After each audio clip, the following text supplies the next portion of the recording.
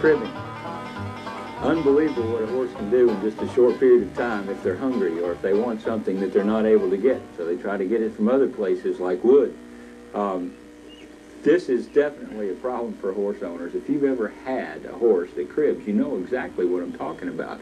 I mean, that they can absolutely tear your stall apart in short order.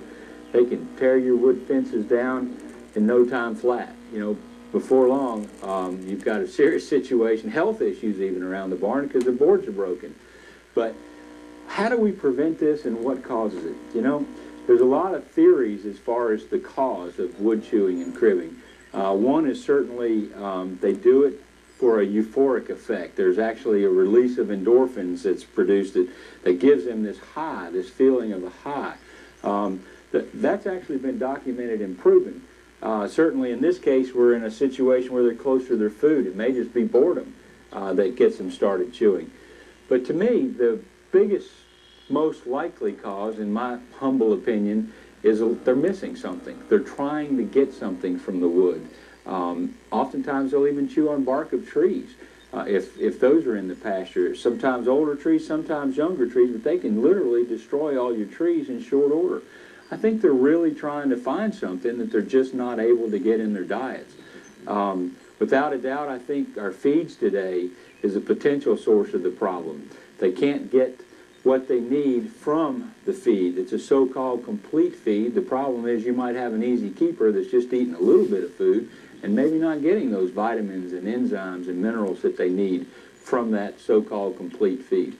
That's why I think supplementing every day with the supplement is extremely important to make sure they get what they need. Another thing is salt blocks and mineral blocks. I don't think they get what they need from them either. And the reason is man doesn't even know what they need. So how can we put them in a block? You know, we have some recommended daily allowances that give us an idea. But I think there's minerals today, without a doubt, that we didn't know about 10 years ago. And there's going to be minerals 10 years from now that we don't know about today. So if we don't know about them, how can we put them in a block? And another issue with the block is they simply just can't lick fast enough to get what they need to balance their nutrition. You know, a horse isn't a licker anyway. He's a grazer.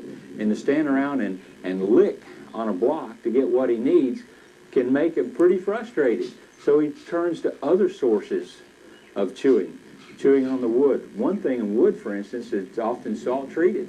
The problem with that is it's often preserved with things like arsenic as well as salts. So sometimes they try to get these nutrients from the wood themselves because they simply cannot get it from the block. Now this particular block is red.